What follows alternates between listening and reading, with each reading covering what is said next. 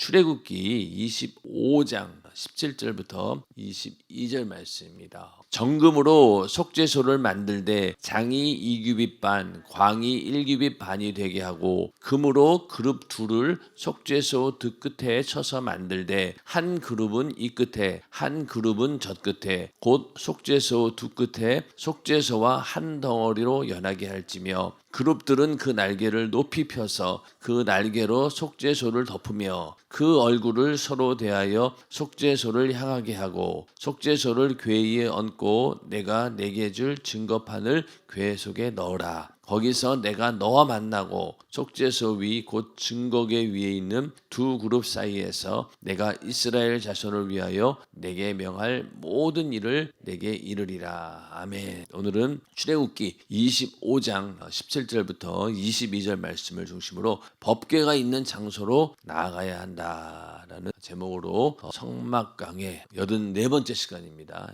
84번째 시간. 여기 보면은 22절에 보면은 거기서 내가 너와 만나고 그리고 내가 내게 명할 모든 일을 내게 이르리라. 한마디로 이 지성소에 들어갔을 때 법궤 속죄소의 가장 중요한 역할은 하나님과의 만남이 이루어진다는 거예요. 그리고 거기서 하나님께서 명할 모든 일을 내게 이른다. 하나님의 계시가 전달되어지는 곳이 바로 이 법궤, 이곳입니다. 속죄소입니다. 굉장히 가장 중요한 자리죠. 이스라엘 백성들이 성막을 이렇게 지은 이유 중에 가장 큰 이유는 먼저 죄를 용서함 받는 것이고 그 용서함을 받는 이유가 뭡니까? 하나님과의 만남이 이루어지기 위해서 그런 것이죠. 우리도 죄의 문제가 예수 그리스도의 그 피의 은혜로 그 핏값으로 우리의 죄가 사함 받았습니다. 그러면 그걸로 끝나는 게 아니라 우리는 그 다음에 뭐가 있습니까? 하나님과의 만남이 계속해서 이루어진다는 거예요. 그래서 성령이 임하셨다라고 하는 것은 하나님께서 우리 안에 함께 하신다라는 확실한 약속이 이루어진 것이고 그때부터 우리는 성령으로 하나님과의 만남을 계속 이어가게 됩니다. 그래서 우리의 궁극적인 목적은 바로 이 하나님과의 만남에 있는 것이고 만나서 뭘 할 겁니까? 하나님께서 우리에게 말씀하시는 바를 내가 듣고 또 그 말씀대로 행하는 것. 이게 바로 우리의 신앙생활이죠. 그래서 우리는 항상 이렇게 하나님과의 만남을 사모하는 마음으로 예배하는 자리에 오게 되고 또 예배하는 자리에 오면은 또 뭐가 있습니까? 하나님 말씀이 전달되어지죠.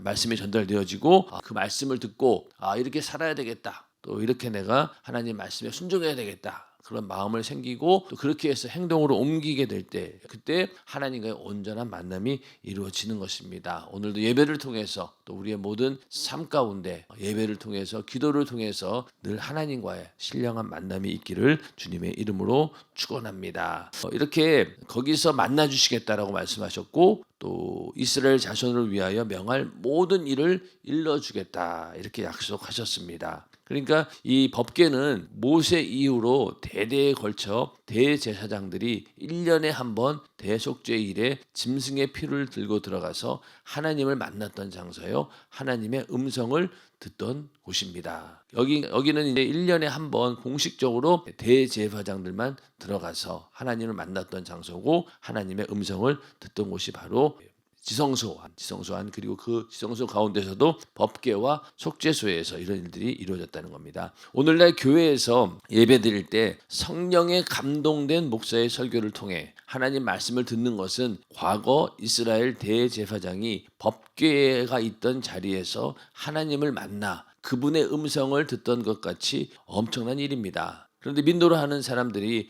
이런 깊은 의미를 제대로 알지 못하여 형식적으로 예배를 드리는 모습은 참으로 안타까운 일입니다. 그 지성소 안에 들어가서 하나님의 음성을 듣고 하나님과의 만남이 이루어진다라고 하는 것은 이 구약시대 성막시대의 그 사람들에게는 1년에 한 번 하나님과의 진정한 만남이 이루어진다. 그리고 우리의 죄가 용서함 받는다라고 했을 때 얼마나 큰 기대감을 가지고 그 지성소에 들어갔겠어요. 대제사장 입장에서도 저기서 하나님을 만나지 못하면은 이스라엘 백성들은 용서함 받지 못하면 절망이다. 저주가 임한다. 그런 생각 때문에 정말로 경각심을 가지고 또 두려운 마음으로 또 사모하는 마음으로 그 자리에 앉았을 거예요. 그러니까 오늘날 우리에게도 예배드리는 자리가 바로 그런 자리여야 되는데 실제로 우리는 그렇지 못한다는 거예요. 왜? 너무나 은혜가 널려 있다 보니까 그것이 귀한 줄 모르고 또 거기에서 사모함을 갖지 못하고 그냥 형식적으로 예배를 드리는 모습이 참으로 안타깝다라는 거죠.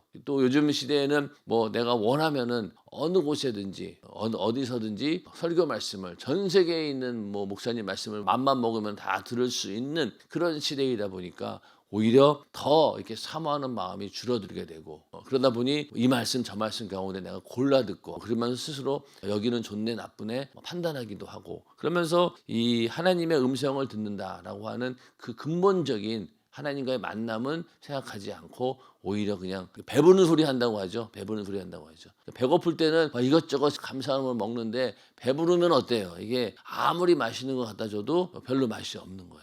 옛날에 그 도루묵이라고 하는 게 뭐 물고기인지 모르는데 임금님이 예전에 이제 피난 나라가 위험하니까 자기 이제 궁을 떠나서 이제 피난 생활을 하고 저기 이제 지방에 내려가서 밥을 먹었는데 너무 배가 고프니까 그때 무슨 고기를 준 모양이에요. 근데 이게 너무나 맛있었던 거예요. 임금님이. 그래서 이제 다시 올라와가지고 내가 그때 먹었던 게 뭐냐 가져와 봐라. 그랬더니 별 맛이 없는 거예요. 그래서 도루묵이라고 그러더라고요. 그래서 도루묵. 처음에는 그렇게 배가 고플 때는 맛있게 먹었는데 막상 배부를 때 먹어보니까 이게 맛이 또 없는 거예요.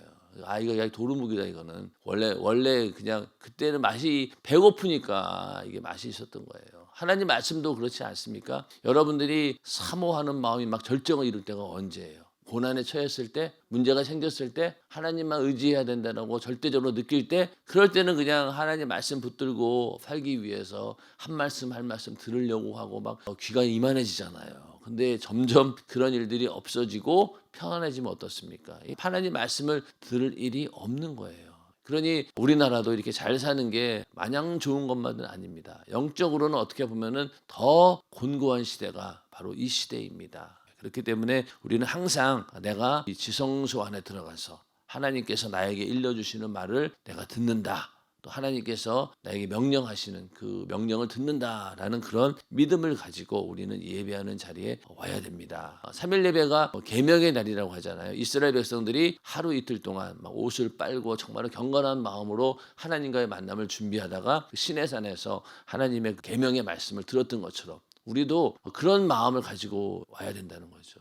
솔직히 은혜는 우리가 더 많이 받았으면서도 구약시대 사람들만큼 경각심을 가지고 그런 마음을 가지고 하나님께 나오진 않는다는 게 문제인 거죠. 문제입니다. 그래서 우리는 항상 이렇게 형식적으로 예배드려서는 안 되고 하나님과의 신령한 만남이 예배할 때나 또 기도할 때나 이루어지기를 주님의 이름으로 축원합니다. 지성소 안 법궤 앞에서 하나님을 만나듯 우리가 예배드리는 것이 얼마나 어마어마한 사건인지 알고 경험하는 길은 성령께서 깨닫게 해주시는 방법뿐입니다. 그래서 사도 바울은 오직 하나님이 성령으로 이것을 우리에게 보이셨으니 성령은 모든 것 하나님의 깊은 것이라도 통달하시느니라. 고린도전서 2장 10절에 이렇게 말씀하셨어요. 하나님의 깊은 것이라도 통달한다. 통달한다는 말이 얼마나 우리 귀에 싹 와닿습니까? 뭐든지 통달한다 그러면은 거의 뭐 전문가 수준이 된다는 것이고 이 통달한다는 말이 이게 진짜일까? 이런 생각이 들잖아요. 성령이 임하시고 성령이 우리와 함께 하신다라고 하면 하나님의 깊은 것까지도 통달하게 한다는 거예요.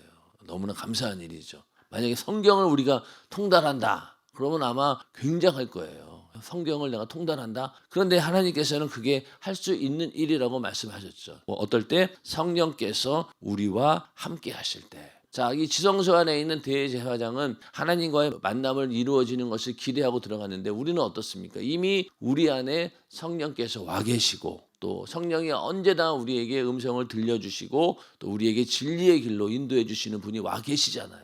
그러니까 언제는 우리는 들을 수 있고 또 맘만 먹으면은 또 사모하는 만큼 하나님께서 하나님의 깊은 것까지라도 통달할 수 있도록 다 알 수 있도록 알려주신다는 거예요. 그러니까 성령으로 우리가 함께 해야 된다. 그래서 요한복음 4장 21절에 22절에 보면은 아버지께 참으로 예배하는 자들은 신령과 진정으로 예배할 때가 오나니 이때라 아버지께서는 이렇게 자기에게 예배하는 자들을 찾으시느니라. 신령과 진정으로 예배하는 자들을 하나님이 찾으신다는 거예요.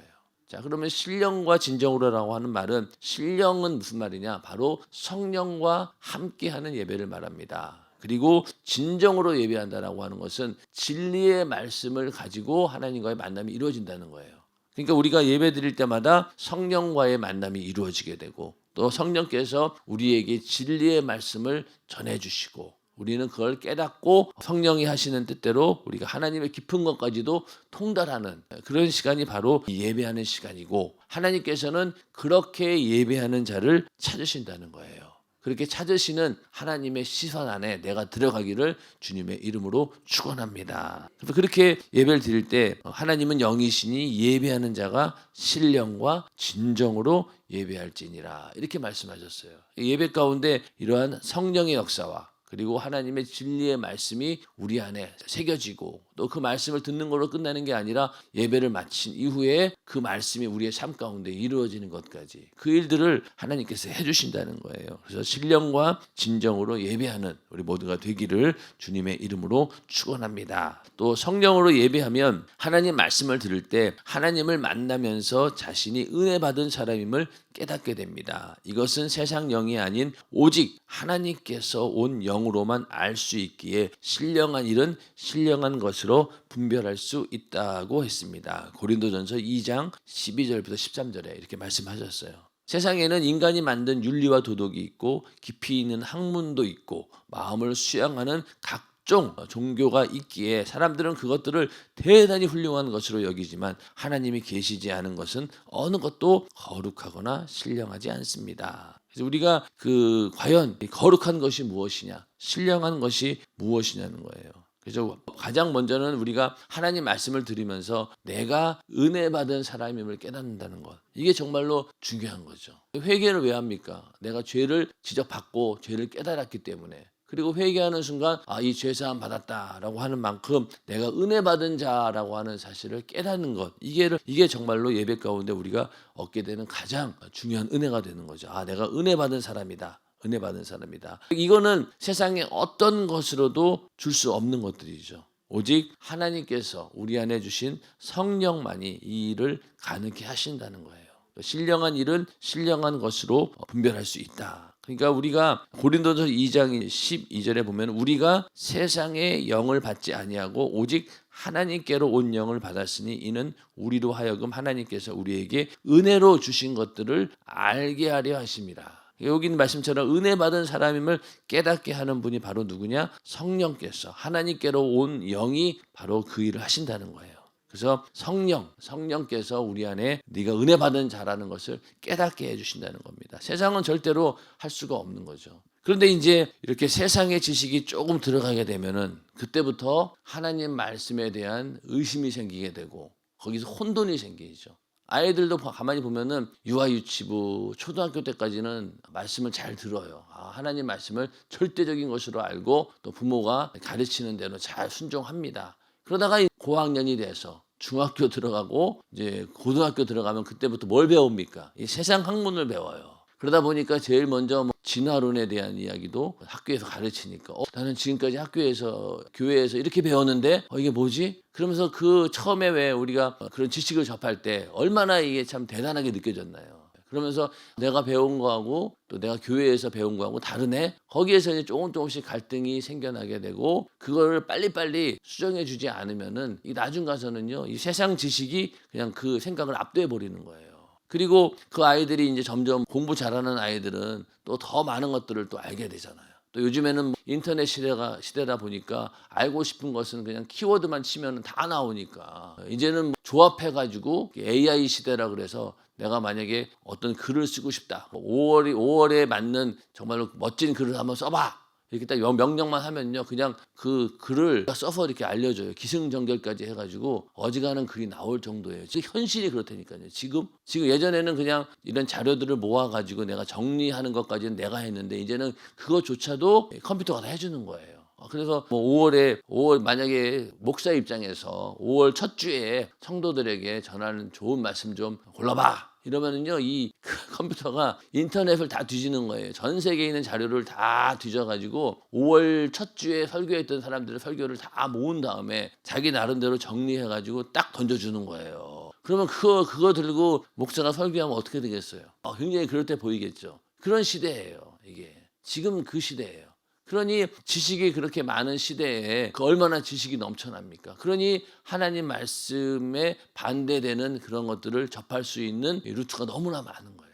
그러다 보니까 아이들이 생각지도 않은 그런 문제를 제기합니다. 부모들이 깜짝 놀라죠. 애들이 이런 걸 알고 있었나 할 정도로. 저도 중고등부 학생들하고 대화하다 보면요 깜짝 놀라요. 이런 부분까지 막 질문하는 거 보면서 야, 아이들이 그냥 멀뚱멀뚱 앉아 있는 것 같아도 생각은 다 하고 있더라고요. 근데 그런 자기들의 의심이나 의문을 빨리빨리 해결해 주지 못하니까 계속 쌓이다 보니까 결국 나중 가서는 난 이제 교회 안 다닙니다. 나는 하나님의 살아계신 걸 이해 못하겠어요.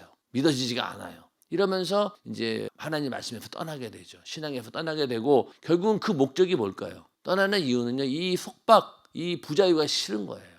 자기들은 그냥 은혜 받아서 내가 하나님의 말씀에 이렇게 얽매이는 있는 게 아니라 부모에 의해서 또 내가 어떤 가치관이 다 형성되지 않은 상태에서 그랬기 때문에 그냥 부모에 의해 순종하는 마음으로 그냥 앉아 있는 것이지 내가 스스로 깨닫고 내가 스스로 은혜 받은 자이구나라는 그런 하나님과의 실질적인 만남이 없다 보니까 흔들린다는 거예요. 그렇기 때문에 우리는 어렸을 때부터 하나님 말씀을 잘 이렇게 심어줘야 됩니다. 근데 이제 하나님 말씀을 심어주되 우리가 하나님 말씀을 현미경처럼 이용하는 사람이 있고 또 창문으로 이용하는 사람이 있어요. 자, 우리 두 가지 다 병행이 돼야 돼요. 어떤 경우에는 하나님 말씀을 현미경처럼 나를 들여다보기 위해서는 정말 현미경처럼 나를 봐야 돼요. 그래서 죄를 샅샅이 뒤진다는 마음으로 정말 하나님 말씀으로 나를 들여다봐야 됩니다. 그런데 세상을 바라볼 때는요. 현미경 갖고는 안 되는 거예요. 그럼 뭐가 있어야 되겠어요? 정말로 넓은 창이 있어서 그 창을 통해서 저 세상을 멀리 볼 수 있는 눈이 열려야 되는 거예요. 그러니까 하나님 말씀을 가지고 현미경처럼 나를 볼 때도 있지만은 그 하나님 말씀을 통해서 먼 곳까지 볼 수 있는 눈이 열려야 되는데 아이들에게 그게 필요하다는 거예요.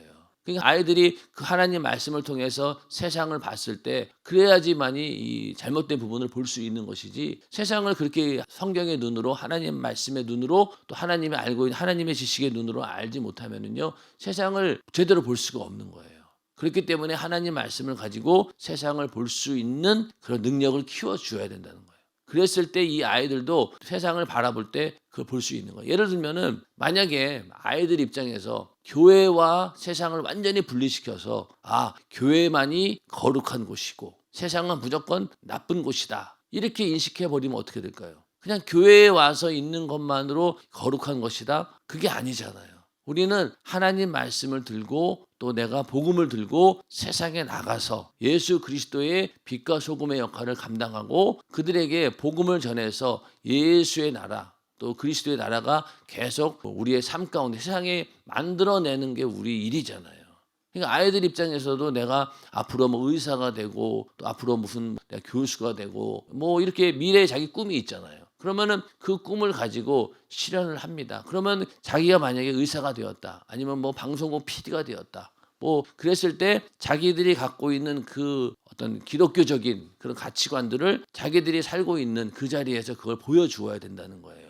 그래야지 세상이 변화가 되고 그래야지 가치 있는 삶을 살 수 있는 것이죠. 만약에 아이들에게 그러한 꿈이 없고 그냥 너희는 그냥 교회에 와서 예배만 드리고 신앙생활만 잘해 라고 하는 부분도 맞긴 맞아요. 그러나 그거 이상으로 우리가 원하는 건 뭐냐? 네가 어느 곳에 나가든지 무엇을 하든지 간에 너는 하나님의 자녀로서 또 믿음의 사람으로서 하나님 말씀을 너도 지키고 그 말씀이 옳다라고 하는 것을 네 삶을 통해서 또 네가 가지고 있는 그 직업을 통해서 보여주고 그로 인해서 세상을 변화시키는 일이 있어야 되라고 그렇게 알려주어야지만이 그들이 세상을 움직일 수 있는 그런 역할을 할 수 있는 것이지 무조건 너는 교회에서 예배만 잘 들어 이러면은 교회에서만 영향이 있는 사람이 되는 거예요. 교회에서는 막 굉장히 믿음도 좋아. 그리고 막 열심히 해. 그런데 세상으로 딱 나가는 순간 아무것도 할 수 없는 무능한 존재가 된다라고 하면은 그거는 올바른 교육이 아닌 거라 이거죠. 우리야 지금이 이제 늦었으니까 어쩔 수 없지만은 아이들에게는 그렇게 세상을 바라볼 수 있는 큰 창문을 만들어 줘야 되는 거예요. 근데 그 창문을 통해서 세상을 볼 때 반드시 이 하나님 말씀과 또 성령의 감동 이런 것들을 통해서 세상을 보되 멀리 볼 수 있는 눈을 열어줘야 된다는 겁니다. 그런데 부모 입장에서는 어떻습니까? 당장 눈에 보이는 것들 때문에 계속해서 현미경을 들이대고 애들을 계속 가르치는 거예요. 그러다 보니까 넌 이거 잘못했지라고 항상 이렇게 바라보면서 관찰하듯이 그냥 조금만 틀어지면 그냥 거기에 대해서 너 왜 이랬어 왜 이랬어라고 현미경을 들이대고 계속 보다 보니까 아이들이 그것을 다 수용하지 못하는 거예요. 그렇기 때문에 우리는 아이들에게 정말 현미경처럼 자기 자신을 말씀으로 볼 수 있는 눈도 열어줘야 되지만은 큰 창문을 통해서 또 망원경 같은 그런 걸 통해서 세상을 볼 수 있는 눈을 활짝 열어주어야 됩니다. 그래야지 세상을 이길 수 있고요. 또 세상에서 나름 우리의 정체성을 드러내고 복음을 전해서 그들에게 영향력을 끼칠 수 있다는 겁니다. 이게 참 어떻게 보면은 이게 양면성이 있는 거잖아요. 세상에 나간다라고 하는 의미를 우리가 잘 알아야 된다는 거죠. 만약에 우리 기독교가 다른 어떤 종교처럼 속죄를 떠나가지고 어느 곳에 와가지고 거기서 막 혼자 득도하고 뭐 이런 게 아니잖아요. 우리는 진리의 말씀을 받고 복음을 듣고 은혜 받았다라고 하면 어떡합니까? 나가서 그 복음을 전하라고 했잖아요. 상황이 다른 거죠. 그러니까 우리는 그러한 믿음을 가지고 나가야 돼서 그러다 보면은 이 세상에 있는 학문 그리고 어떤 것들보다 복음이 더 위대하구나. 또 하나님 말씀이 더 위대하구나라는 걸 깨닫게 되는 거예요. 그러니까 자녀들도 처음에는 이 세상 학문이 대단한 줄 알고 막 쫓아가다 보니 나중가 보니 이 세상 학문의 모순도 발견하게 될 것이고 이게 하나님 말씀에 비추어 봤을 때 이거는 전혀 아니었네라고 깨닫게 되는 날이 반드시 온다는 거예요. 그럴 때까지 우리가 그 아이들이 하나님 말씀을 통해서 분별할 수 있는 그런 능력을 갖출 수 있도록 계속 어렸을 때부터 하나님 말씀이 그들의 신비에 새겨져 있어야 되는 거예요. 유대인들이 그렇게 위대한 이유가 똑똑하고 지혜가 있는 이유가 뭘까요? 하나님 말씀이 그 삶의 기준에 완전히 있다 보니까 그걸로 인해서 모든 것들을 판단하고 그걸 가지고 세상의 지식이라 할지라도 하나님 말씀을 통해서 알다 보니 어떻습니까? 더 뛰어난 지혜가 나오는 거죠. 그러니까 우리의 이 지성보다 그 위에 있는 것이 바로 하나님 말씀입니다. 지성보다 위에 있는 게 영성이라고 이렇게 얘기를 하잖아요. 그런 것처럼 하나님 말씀만이 이 세상에 있는 윤리, 도덕, 학문 이 모든 것들을 다 초월할 수 있고 그 이상의 것이 바로 하나님 말씀이다라는 것을 우리가 분명히 알고 그 외에는 거룩하거나 신령하지 않다는 거예요. 거기에는 우리를 거룩하게 할 수 있는 죄사함의 은혜를 줄 수 있는 요소도 없고 그리고 영원한 생명도 없고 그러니까 그건 거룩하거나 신령하지 않은 거예요.